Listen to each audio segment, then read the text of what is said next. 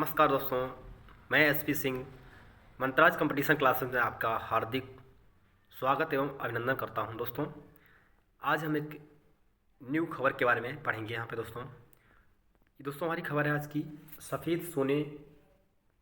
दोस्तों लिथियम, आप लोग जानते हैं लिथियम को सफ़ेद सोना कहा जाता है, जिसके खनन को लेकर के दोस्तों यहाँ पर प्रतिबंध लगा दिया है सर्बिया ने।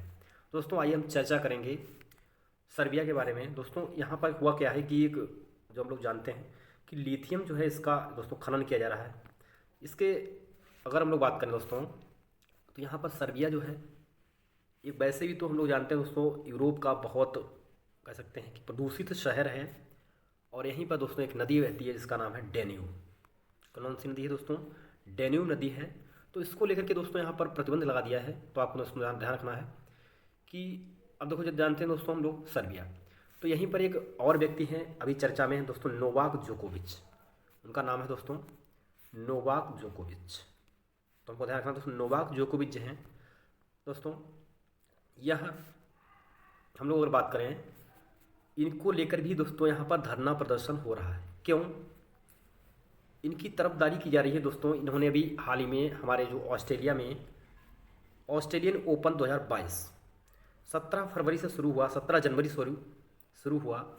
तो इसको लेकर के हम लोग बात करें दोस्तों, यहाँ पर इनके खिलाफ यहाँ पर जो कोविड-19 जो टीका लग रहा है इसमें इन्होंने इसको टीके को पूर्ण नहीं किया था, कंप्लीट टीकाकरण नहीं कराया, जिसके कारण दोस्तों इन्हें ऑस्ट्रेलियन ओपन खेलने से मना कर दिया गया। तो इनके खिलाफ भी यहाँ पर सर्बिया के दोस्तों एक प्रसिद्ध खिलाड़ी, आपको पता है कि यहाँ के लोगों का कहना था कि एक इतने फेमस प्लेयर हैं, इनको बाहर किया गया केवल कोरोना के टीका की वजह से। तो दोस्तों हम लोग अगर बात करें तो भाई सभी के लिए रूल तो बराबर ही होता है, लेकिन यहाँ पर दोस्तों यहाँ के लोगों का कहना है कि यहाँ ये एक पूरे विश्व का फेमस प्लेयर है, तो इसलिए इसको खेलने देना चाहिए था इस ऑस्ट्रेलियन ओपन में। लेकिन क्या किया दोस्तों, जो इसका बोर्ड होता है उसने इसको जो है प्रतिबंध लगा दिया और कहा नहीं, आप नहीं खेल पाएंगे। तो दोस्तों इसको भी लेकर के सर्बिया में दोस्तों धरना प्रदर्शन इसमें बहुत तेज़ी से चल रहा है। तो लोग इनके तरफदारी कर रहे हैं। और दोस्तों दूसरी मैंने बताया खबर आपको, लिथियम जो है इसके खनन पर प्रतिबंध लगा दिया गया दोस्तों सर्बिया में। क्यों? क्योंकि यहाँ पर इसके खनन से क्या होगा दोस्तों, बहुत ज़्यादा प्रदूषण होगा। आपको पता है जहाँ पर खनन होता है वहाँ प्रदूषण तो होगा ही होगा। दोस्तों इसको लेकर भी बहुत एक चर्चित खबर है। दोस्तों आइए हम लोग जानते हैं। तो यहाँ दोस्तों मेनली हम लोग अगर बात करें कि एक नदी है जिसका नाम है डेन्यूब नदी। तो वैसे भी दोस्तों यहाँ पर जो खनन होता है और यह बहुत प्रदूषित क्षेत्र है। दोस्तों डेन्यूब की बात करूँ, ये यहाँ की प्रमुख नदी है। और दोस्तों एक नदी है वोल्गा। कौन सी नदी? वोल्गा। ये भी यूरोप की सबसे लंबी नदी। और दोस्तों दूसरी सबसे लंबी नदी कौन सी? डेन्यूब नदी है। दोस्तों यहाँ डेन्यूब नदी एक हमारे बात करें ही, यह जर्मनी में ब्लैक फॉरेस्ट से निकलकर बहते हुए काला सागर में गिरती है और पूर्व रोमानिया में चापा का डेल्टा का निर्माण करती है। दोस्तों यह विश्व की एकमात्र ऐसी नदी है जो 10 देशों से होकर बहती है। कौन सी दोस्तों? डेन्यूब नदी। और एवं 4 राजधानियों से होकर जाती है दोस्तों। रोज इसकी जो हम लोग 10 देश की बात करें तो 10 देश कौन कौन से हैं दोस्तों? ये 10 देश जर्मनी है, ऑस्ट्रिया है, स्लोवाकिया है, हंगरी है, क्रोएशिया है, सर्बिया है, बुल्गारिया है, रोमानिया है दोस्तों, माल्डोवा है एवं यूक्रेन है। दोस्तों अब दोस्तों हम लोग बात करें 10 देश हो गए जिससे क्या है डेन्यूब नदी बह रही है। दोस्तों 4 यहाँ पे राजधानी हैं देशों की। वियना है जो ऑस्ट्रिया की राजधानी, बुडापेस्ट दोस्तों हंगरी की राजधानी, ब्रेटिस्लावा दोस्तों स्लोवाकिया की राजधानी, और बेलग्रेड जो कि जिसके बारे में हम लोग चर्चा कर रहे हैं सर्बिया। दोस्तों ये 4 राजधानी भी आप देख रहे हैं कि ये किसकी दोस्तों, इसी की जो है हम लोग कह सकते हैं डेन्यूब जो नदी है ये 4 राजधानी प्लस 10 देशों के होकर जा रही है। तो हमको ये ध्यान रखना है। तो दोस्तों जैसे कि आप फिगर में देख रहे होंगे यहाँ पर ये जर्मनी है। तो दोस्तों जर्मनी की राजधानी है बर्लिन, ये आपको ध्यान रखना दोस्तों। और ये इटली में दोस्तों एक नदी रहती है जिसका नाम है पो नदी। कौन सी? पो, जिसको इटली की गंगा कहा जाता है। इटली की गंगा कहा जाता है दोस्तों पो नदी को, ये भी आपको ध्यान रखना है। दोस्तों यहाँ पे एक ऑस्ट्रेलिया है, हमने बताया था ऑस्ट्रिया है दोस्तों। ऑस्ट्रिया की राजधानी कहाँ? वियना है। और ये हंगरी है। उसके बाद दोस्तों ये है आपकी हंगरी, और फिर ये आपको दिख रहा होगा सर्बिया है। सर्बिया जिसकी राजधानी कहाँ दोस्तों हमने बताया आपको बेलग्रेड है। और ये आपको दोस्तों दिख रहा होगा बुल्गारिया है। तो ये सारी राजधानियाँ हैं दोस्तों किसके, जो डेन्यूब नदी के किनारे हैं, और 10 देश हैं दोस्तों, ये आपको ध्यान रखना है। दोस्तों अगली खबर है इसकी हम लोग देखते हैं।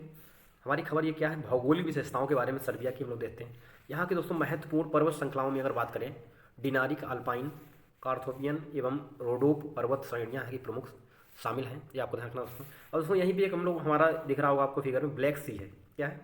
ब्लैक सी है। तो ब्लैक सी दोस्तों, इसकी हम लोग बात करें तो इसके ब्लैक सी और एक यहाँ पर है एजोब सागर।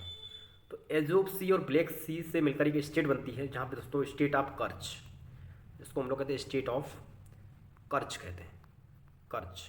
तो दोस्तों ये क्या है? ये काला सागर और एजोब सी इसको दोस्तों अलग करती है, स्टेट ऑफ कर्च। तो ये भी ध्यान रखना है। अब दोस्तों हम लोग बात करें यहाँ पर हमारे जो सर्बिया का जो दोस्तों अपवाह तंत्र है, मुख्य रूप से डैन्यूब नदी प्रणाली से प्रेरित है। अब दोस्तों यहाँ नदी जो है काला सागर में गिरती है। तिसा नदी जो है दोस्तों डैन्यूब की कैसी सबसे महत्वपूर्ण सहायक नदी है तिसा, ये भी आपको ध्यान रखना दोस्तों। और हम लोग दोस्तों बात करें, एक देश यहाँ पर दिख रहा होगा आपको, मोरक्को है, अल्जीरिया है। इसकी राजधानी कहाँ है? ये अफ्रीका का देश है दोस्तों। मोरक्को की राजधानी रबात है, और ये ट्यूनीशिया है, इसकी राजधानी ट्यूनिक है। अल्जीरिया के दोस्तों अल्जियर्स है। ये कहाँ के? ये सारे आपके देश हैं अफ्रीका के। ये भी आपको दोस्तों ध्यान रखना है दोस्तों। अगली हम लोग बात करें, यहाँ पे देखो दिख रहा होगा आपको, ये रोमानिया है, सर्बिया है दोस्तों, बोस्निया और हर्गोविना है, कोसावो है, नॉर्थ मैकेडोनिया है, बुल्गारिया है। ये दोस्तों क्या है? ये सारे जो हमारे सर्बिया के चारों तरफ से देश हैं, इसीलिए इसको भू आवद्ध देश भी कहा जाता है, भू आवद्ध देश भी कहा जाता है किसको दोस्तों? सर्बिया को। ये भी आपको ध्यान रखना है। अब दोस्तों यहाँ एक कैसा देश है? बाल्कन देश है। इस बाल्कन देश में दोस्तों हम लोग बात करें 10 देश यहाँ पर है। बाल्कन प्रायद्वीप में बाल्कन, इसको सर्बिया में मिलाकर के 10 यहाँ पे देश हैं दोस्तों, जिसको हम लोग बाल्कन प्रायद्वीप कहते हैं। ये आपके देश हैं, यूनान है, अल्बानिया है, मैसेडोनिया है, कोसावो है, मोंटीनेग्रो है, बोस्निया है, सर्बिया है, क्रोएशिया है, बुल्गारिया है, रोमानिया है और बाल्कन प्रायद्वीप दोस्तों, इसको मिला के 10 देशों को कहा जाता है। ये भी आपको दोस्तों ध्यान रखना है दोस्तों। आप लोग थोड़ा जानते हैं सर्बिया के बारे में दोस्तों। ये आपको फिगर में दिख रहा होगा, ये हमारा सर्बिया है। और दोस्तों यहाँ पर बात करें हम लोग, पश्चिम मध्य बाल्कन क्षेत्र में एक देश है, या पहले यूगोस्लाविया का हिस्सा था, बाद में इसको अलग कर दिया गया दोस्तों। तो इसकी राजधानी बात करें दोस्तों बेलग्रेड है। और बेलग्रेड कहाँ दोस्तों? डेन्यूब और सावा नदियों के संगम पर स्थित है। यह एक भू आवद्ध देश है, मैंने बताया। इसकी सीमा जो है बोस्निया और हर्गोविना, क्रोएशिया, मैसेडोनिया गणराज्य दोस्तों, मोंटीनेग्रो, कोसावो, उसके बाद बुल्गारिया, हंगरी एवं रोमानिया से लगती है। ये भी आपको ध्यान रखना दोस्तों हमारी ये प्रमुख खबर है। अब दोस्तों हम लोग बात करें यहाँ पर कि जो हमने बताया था दोस्तों 10 देश, 4 राजधानी यहाँ पर हैं। और दोस्तों हम लोग बात करें यूरोप की सबसे लंबी नदी की बात करें, ये आपको ध्यान रखना, लंबी कौन सी है दोस्तों? ये आपकी जो है कौन सी नदी है दोस्तों? वोल्गा। यूरोप की जो सबसे लंबी नदी है दोस्तों वोल्गा है। और दूसरी सबसे लंबी दोस्तों कौन सी, जिसके बारे में हम लोग पढ़ रहे हैं? डैन्यूब। कौन सी? यूरोप की सबसे दूसरी लंबी है सबसे नदी डैन्यूब है। ये आपको ध्यान रखना दोस्तों ये हमारी आज की कुछ प्रमुख खबर थी दोस्तों। तो मिलेंगे फिर अगली खबर में दोस्तों, तब तक के लिए थैंक यू, धन्यवाद।